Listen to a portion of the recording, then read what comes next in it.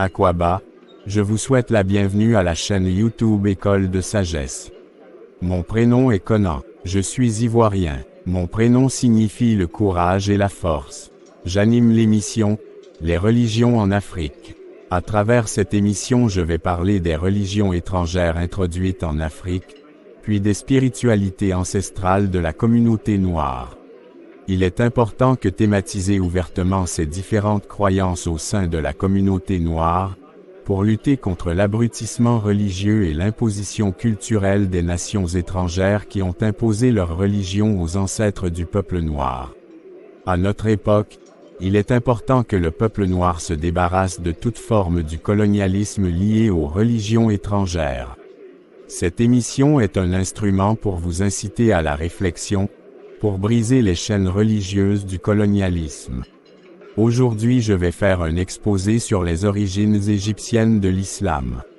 Pour expliquer cela, il faut seulement se référer aux textes religieux du judaïsme et du christianisme, puisque bizarrement l'islam reconnaît certains récits religieux et certains commandements divins de ces deux autres religions abrahamiques. Il faut noter que la spiritualité égyptienne antique noire existait des millénaires avant le judaïsme et le christianisme, puis ces deux religions abrahamiques existaient avant la naissance de l'islam. Je vais énumérer quelques points qui expliqueraient les origines égyptiennes de l'islam. Premier point, le premier homme au paradis. Le Coran enseigne dans la sourate 2, versets 30 à 39 et aussi dans la sourate 7, versets 10 à 27 que Dieu ayant créé le paradis y plaça Adam et sa femme pour y régner. Dieu avait appris à Adam les noms des créatures terrestres. Certains anges étaient au départ étonnés que c'était à l'homme que Dieu confia le règne terrestre. Ils s'étaient après repentis de leur sous-estimation de l'homme. Dieu présenta Adam aux anges pour qu'ils se prosternèrent devant Adam. Les autres anges le firent sans problème sauf le diable qui par orgueil ne le fit pas. Il était d'avis qu'Adam ne mérite pas de régner sur la terre. Car il était fait de terre et lui le diable était fait de feu. La gestion du paradis avait été confiée à Adam et à sa femme. Ils avaient le droit de tout manger sauf les fruits d'un arbre. Leur désobéissance ferait d'eux des infidèles. Peu de temps après, Adam et sa femme auraient suivi le conseil du diable en défiant Dieu. C'est après cette désobéissance à Dieu que les premiers hommes furent chassés du paradis. Adam s'était repenti de son péché, mais il devrait désormais vivre sur la terre et connaître aussi la souffrance. Depuis ce temps, Dieu aurait décidé d'envoyer des messagers auprès des hommes pour les ramener sur la bonne voie. Ceux qui obéiraient aux messagers de Dieu seraient sauvés et ceux qui désobéiraient iraient en enfer. Or dans la Bible, le livre de Genèse 2, versets 15 à 24 parle avec quelques différences des mêmes récits sur Adam, sa femme, leur vie dans le jardin d'Éden, la nomination des animaux par Adam, la tentation du diable, la désobéissance à Dieu en mangeant le fruit défendu, les différentes sanctions pour Adam, sa femme et le diable. Dans la cosmogonie égyptienne, le paradis était appelé le champ des roseaux. Et ce paradis n'est disponible que dans l'au-delà. Toutefois, lors de la création du monde, les dieux avaient fait de l'Égypte antique la terre la plus parfaite et la plus agréable à vivre pour les humains. Effectivement, la vie en Égypte antique était considérée comme la meilleure vie au monde. Cela était dû en partie au fait que les habitants adoraient leur Dieu dans l'obéissance. Deuxième point, Dieu s'adressa au peuple d'Israël. Le Coran enseigne dans la sourate 2, versets 40 à 41 sur les rapports entre Dieu et le peuple d'Israël. Dieu aurait rappelé au peuple d'Israël de lui rester fidèle pour bénéficier des bénédictions. De plus, le peuple d'Israël devait s'attacher à la parole de Dieu. Dans le christianisme, le livre de Deutéronome 28, versets 1 à 13 évoque les mêmes thèmes avec plus de détails. Selon ces versets, Dieu aurait rappelé au peuple d'Israël les bénédictions de prospérité, de protection de richesse, de succès dont il bénéficierait s'il obéissait à ses commandements divins. Dans l'Égypte antique, les dieux étaient adorés, car ils assuraient la prospérité, la protection, les succès des Égyptiens anciens. En ce temps il était aussi important que les croyants de l'Égypte antique respectent fidèlement les commandements de leur Dieu. Troisième point, Dieu est sauveur et créateur du ciel puis de la terre. Le Coran enseigne dans la sourate 2, verset 107 que le ciel et la terre appartiennent à Dieu et qu'il est le seul à pouvoir sauver et protéger les autres êtres vivants. Le christianisme enseigne ces mêmes idées dans le livre de Psaume 89, verset 11 et Psaume 91, versets 1 à 4. Les Égyptiens anciens adoraient avec crainte leur Dieu, car ils croyaient en eux comme étant leur sauveur et protecteur contre le mal. Selon la cosmogonie héliopolitaine de l'Égypte antique, le dieu créateur Atum aurait donné naissance au dieu de l'air Chou et à la déesse de l'humidité Tefnut qui étaient des jumeaux. Ces dieux jumeaux auraient donné à leur tour naissance au dieu de la terre Geb, les plantes et des minéraux, puis à la déesse du ciel et de la voûte céleste Nout. Les dieux terre Geb et ciel Nout s'aimaient très fort et étaient collés l'un à l'autre. Cela avait déplu au dieu créateur Atum, qui les sépara en élevant la déesse ciel Nout en haut avec ses mains et en fixant avec son pied le dieu terre Geb en bas. Tous ces dieux cités faisaient partir de la création du dieu Atum. De plus, la protection et la force des Égyptiens anciens provenaient de leur dieu. Quatrième point, la notion d'un lieu de culte. Les musulmans ont un lieu où ils célèbrent le culte d'Allah. Il y a un chef religieux qui célèbre le culte qui s'appelle l'imam. Les chrétiens aussi ont un lieu d'adoration du Dieu Jéhovah et c'est par exemple le pasteur qui célèbre le culte. À l'époque de l'Égypte antique, il y avait des temples d'adoration des dieux égyptiens et c'étaient des prêtres qui officiaient le culte. Cinquième point, la notion de création des choses et des eaux primordiales.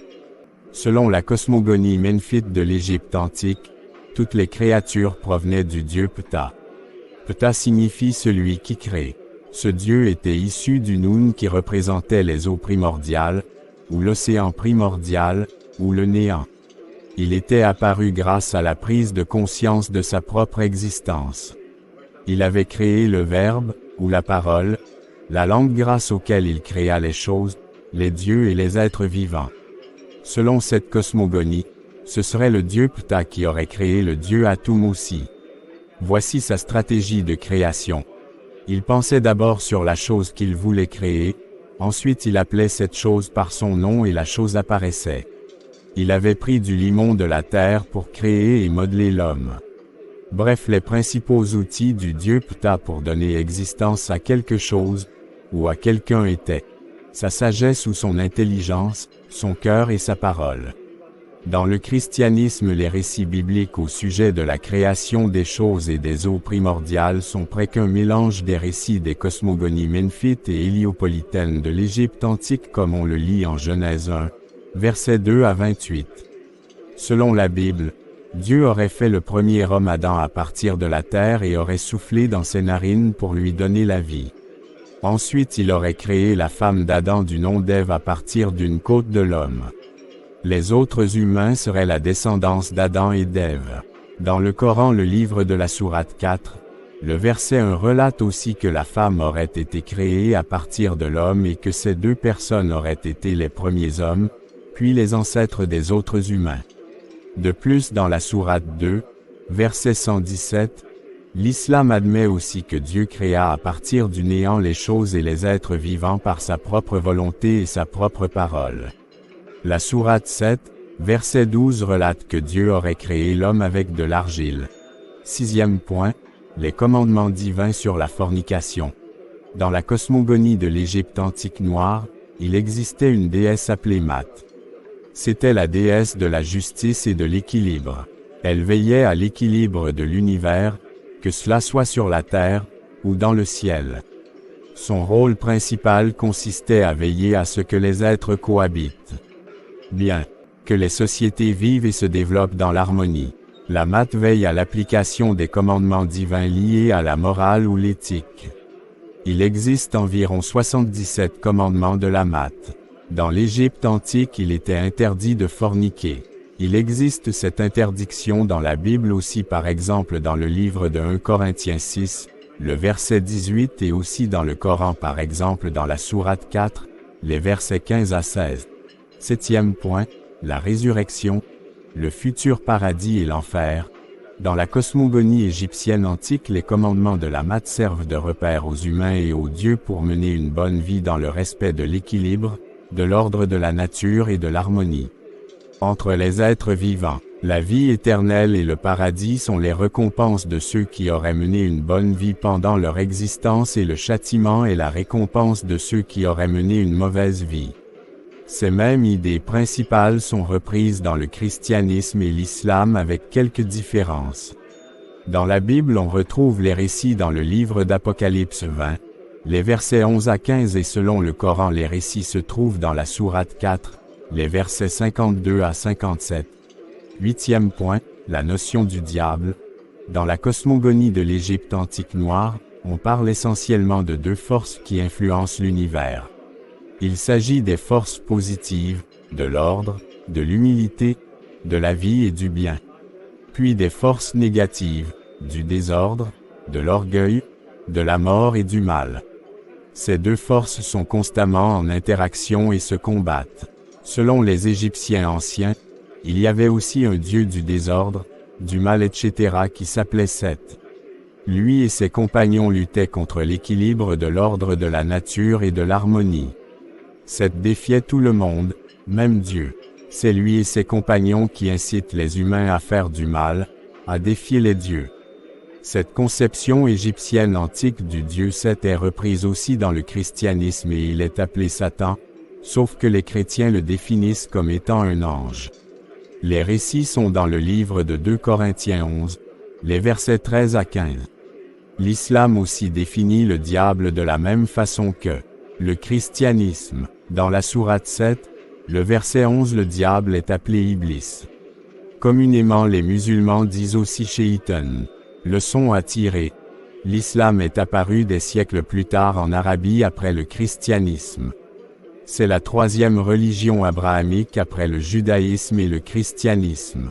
Or la spiritualité de l'Égypte antique noire existait déjà au moins 4000 ans avant la naissance du christianisme. L'exposé d'aujourd'hui montre que le christianisme et l'islam ont quelques points communs avec la spiritualité de l'Égypte antique noire. C'est très étonnant que ces deux religions abrahamiques qui se prennent individuellement comme étant les meilleures religions au monde et qui au cours de leur évolution ont été imposées aux autres peuples par la violence, ou qui traitent les autres spiritualités de démoniaques aient des points communs avec la spiritualité de l'Égypte antique noire. Malheureusement, il n'est pas possible de montrer tous ces points communs à travers cette vidéo. Les Arabes tout comme les Juifs et les Occidentaux étant à la recherche d'une identité spirituelle ont construit des dogmes islamiques, chrétiens et du judaïsme. Ce qui poussa les chefs religieux et politiques de ces trois peuples à modifier la parole de Dieu en fonction de leurs intérêts humains et non selon les intérêts de Dieu. De plus, ils se sont aussi inspirés des textes religieux d'anciennes civilisations, comme par exemple l'Égypte antique noire. Voici une citation de l'écrivain Théophile Obenga qui décrit d'autres côtés sombres de ces deux religions importées. Je cite, « Ajoutons que ce sont, pourtant ces mêmes religions de la foi, dites d'amour, qui ont servi d'alibi aux conquêtes esclavagistes en enclenchant des guerres de religion et religions de guerre partout sur la planète. Au tribunal de l'histoire, le Messie et le prophète seront donc sommés de s'expliquer sur le passif et l'actif de leurs actions respectives greffées à des milliards de tous les Africains morts au nom de l'écriture de la foi. » Fin de citation. Un autre constat fait par l'écrivain est le malheur que sèment ces deux religions importées. Au nom de l'amour idéal que ces religions prêchent, elles sont à l'origine d'extrêmes d'intolérance, de violence, de haine, de racisme et d'exclusivisme etc. Ces réalités prouvent que ces deux religions importées qui sont l'islam et le christianisme, ont pour objectif d'ordre hégémonique, politique, économique et financier. L'écrivain conseille de mener un vrai débat sur ces réalités religieuses pour objectif d'obtenir une indépendance religieuse. Peuple noir, si tu as été le premier civilisateur des peuples à travers tes valeurs culturelles et surtout le culte d'Isis, Pourquoi t'attaches-tu encore à cette religion raffinée par les intérêts humains qui est l'islam? Des étrangers mal intentionnés enseignent une éthique qui est presque la même que celle qu'enseigne la spiritualité de tes ancêtres. Pour privilégier leurs intérêts culturels, ils te font croire que celui qui n'est pas adepte de l'islam est un infidèle, alors qu'ils sont eux-mêmes incapables de mettre convenablement en pratique l'éthique qu'enseigne l'islam. En conclusion, cette émission enseigne quelques vérités sur les origines égyptiennes de l'islam. Tout ce qui est originel à l'islam est la grandeur des intérêts humains avec laquelle il a été construit. Ce qui prouve que la crainte de Dieu est aussi à remettre en question dans cette religion abrahamique. Lorsqu'on retire ou on ajoute quelque chose à la parole de Dieu, c'est important de préciser cela pour le respect envers Dieu. Seuls les croyants qui aiment la vérité et cherchent le vrai Dieu, pourraient se poser des questions suite à ces vérités et changer convenablement leur manière de penser sur Dieu et de l'adorer. Quant aux croyants endoctrinés, ils auront peur de la vérité au lieu de l'aimer, car ils prononcent le nom de Dieu par suivisme et non par conviction. Les religions abrahamiques ne sont pas bonnes pour les Africains, mais plutôt pour les peuples qui les ont construites. Dieu s'est manifesté aux peuples du monde selon leur réalité culturelle pour que chaque peuple puisse mieux comprendre qui est Dieu et le servir de bon cœur. L'intention du vrai Dieu n'a jamais été que quelqu'un se lève de nulle part et prétende que sa religion est meilleure à celle des autres, ou que ce peuple malveillant impose sa religion à un autre peuple en y versant du sang. Le peuple noir doit célébrer avec joie, conviction et dévouement l'éthique du vrai Dieu selon ses propres réalités culturelles sans se cacher sous le masque des religions étrangères.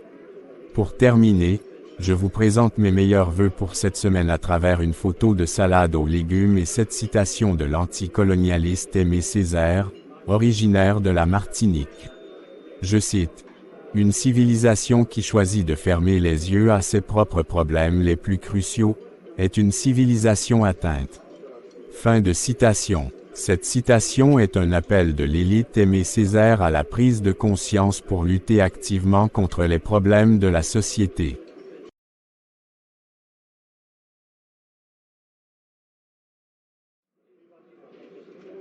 Très chers abonnés, merci pour votre attention et veuillez partager cette vidéo au maximum à vos contacts pour permettre à plusieurs de s'instruire.